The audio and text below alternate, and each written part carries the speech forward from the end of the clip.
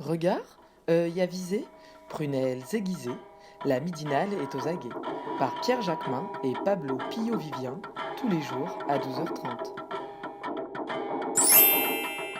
Bonjour Cécile. Bonjour. Merci d'avoir accepté notre invitation. Vous êtes professeur des écoles spécialisé en arts plastiques dans le premier degré. Professeur d'art plastique Professeur dans le d'art- premier degré à Paris. À Paris. Vous êtes une des initiatrices de la plateforme Blocon Blanquer sur Oui. un site internet bloconblanquer.fr et qui rassemble un peu toutes les initiatives autour de la réforme de l'école, Des des réformes. réformes Blanquer en Voilà, l'occurrence. second degré, premier degré.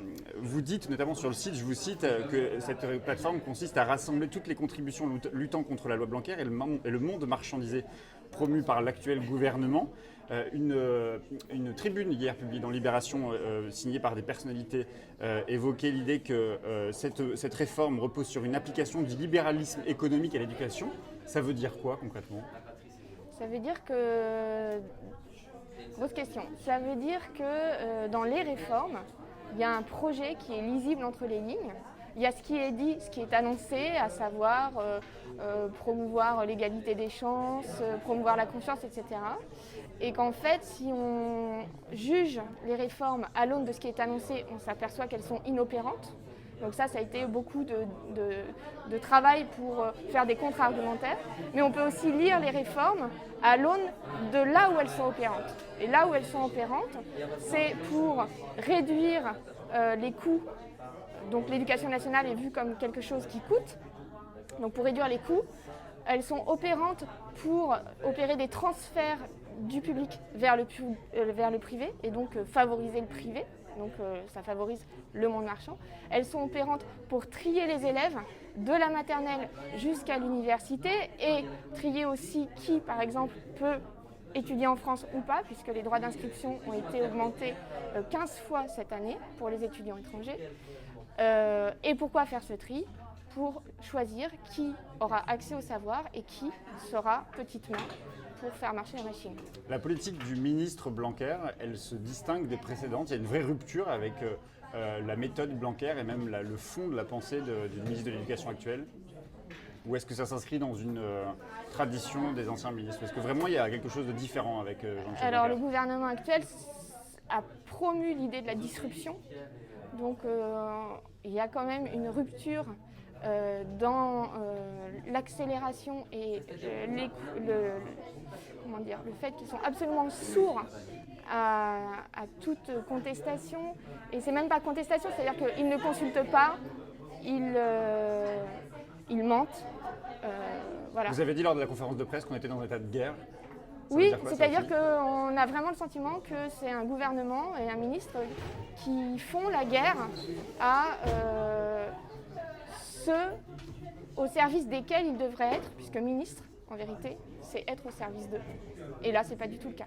Emmanuel Blanquer, j'ai fait un joli lapsus. Jean-Michel Blanquer parle d'une école de la confiance. C'est quoi la confiance ? De quelle confiance il parle ?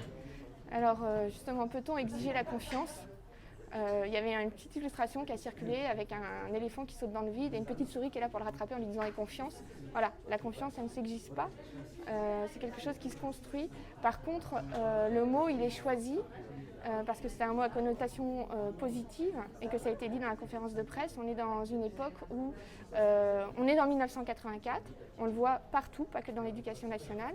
Et donc, on a un ministre qui a choisi un mot qui éteint la pensée en fait, qui nous empêche de penser ce qui arrive.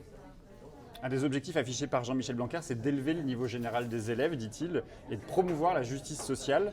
Est-ce que c'est ça qui est en cause ? Le niveau des élèves baisse ?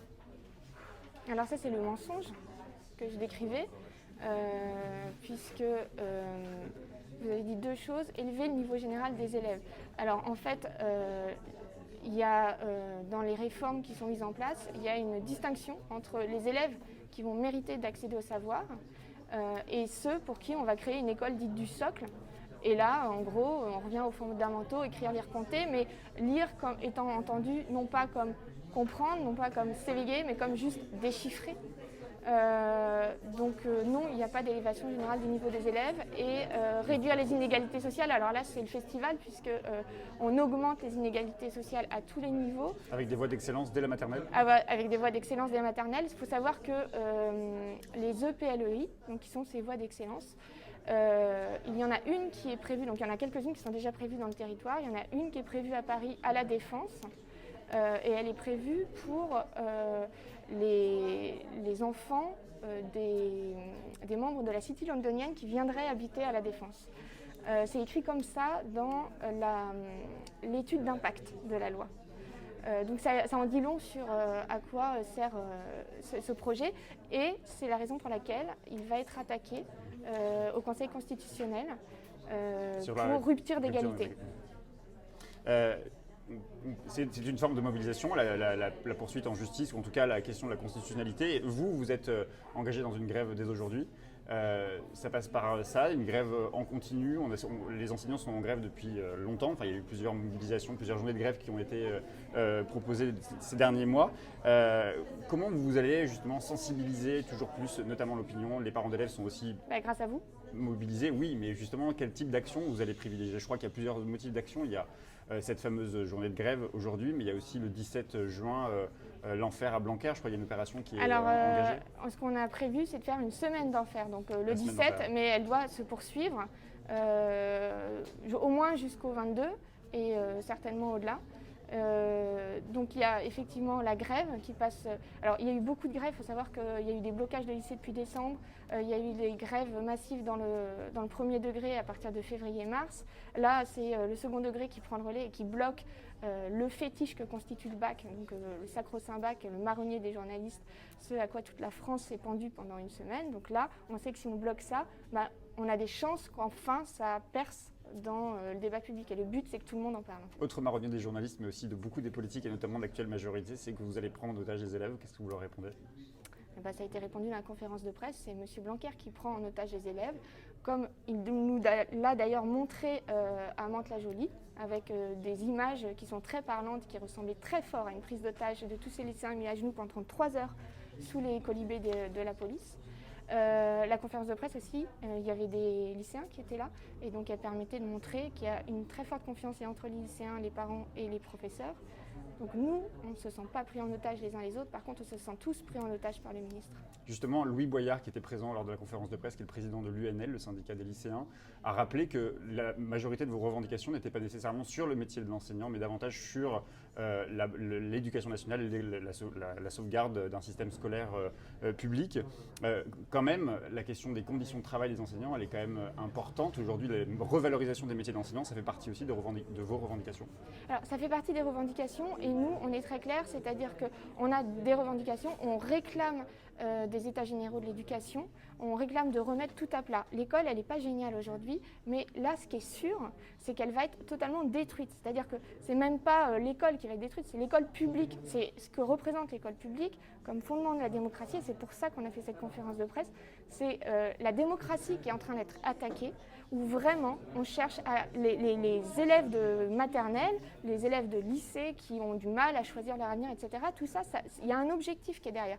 C'est de faire une société aux ordres dans laquelle plus personne ne viendra contester quoi que ce soit. Et c'est pour ça que l'article 1, il n'est pas anodin, et c'est pour ça qu'il est en 1. C'est-à-dire qu'on veut créer des petits citoyens jusqu'aux profs, jusqu'aux parents, des gens qui n'ont plus les mots pour penser, les mots pour le dire, et qui ne peuvent plus contester quoi que ce soit.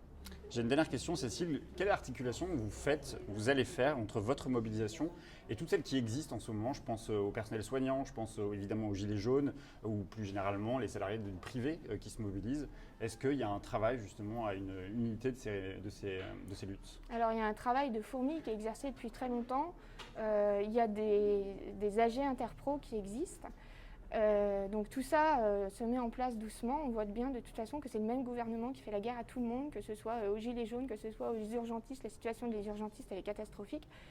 Et nous, ce qu'on se dit, c'est que la mobilisation des profs, elle a un caractère hyper mobilisateur dans la mesure où elle concerne tout un chacun, à la fois parce qu'on est tous passés par l'école, à la fois parce que qui ne connaît pas un enfant ou qui n'a pas un enfant de la maternelle à l'université.